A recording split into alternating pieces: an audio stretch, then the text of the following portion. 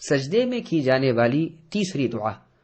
علی رضی اللہ عنہ بیان کرتے ہیں کہ جب رسول اللہ صلی اللہ علیہ وسلم سجدہ کرتے تو سجدے میں یہ کلمات کہتے: اللہم لک سجدت، اے اللہ میں نے آپ ہی کے لیے سجدہ کیا، وبک آمنت، اور آپ ہی پر ایمان لایا، ولک اسلمت، اور آپ ہی کا فرمانبردار بنا، سجد وجہی للذی خلقہ، میرے چہرے نے اس ذات پاک کے لیے سجدہ کیا ہے جس نے اسے پیدا کیا، وصورہ، اور اس کی صورت بنائی، وشق سمعہ وبصرہ، اور اس کے کانوں اور آنکھوں کے شگاف یعنی سوراخ بنائے، تبارک اللہ احسن الخالقین، بہت برکت والے ہیں اللہ تعالی جو تمام بنانے والوں سے بہترین ہے۔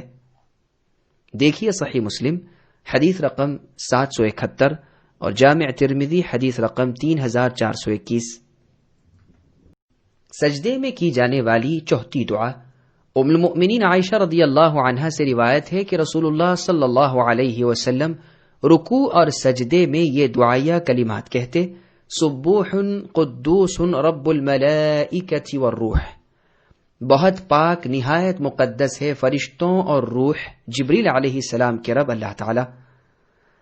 دیکھیے صحیح مسلم حدیث رقم 487، سنن نبی داؤد حدیث رقم 872۔ سجدے میں کی جانے والی پانچویں دعا۔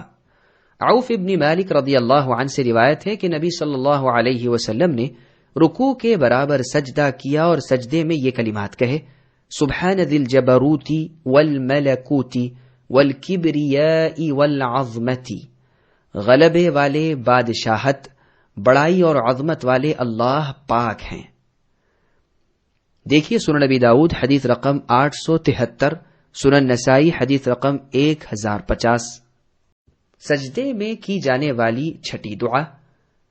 ابو ہریرہ رضی اللہ عنہ سے روایت ہے کہ رسول اللہ صلی اللہ علیہ وسلم سجدے میں یہ دعا کرتے تھے: اللہم اغفر لی ذنبی کلہ، اے اللہ میرے تمام ان گناہوں کو بخش دیجئے، دقہ و جلہ، جو چھوٹے اور بڑے ہیں، وَأَوَّلَهُ وَآخِرَهُ، اور پہلے اور پچھلے ہیں، وَعَلَانِيَتَهُ وَسِرَّهُ، اور جو ظاہر اور پوشیدہ ہیں۔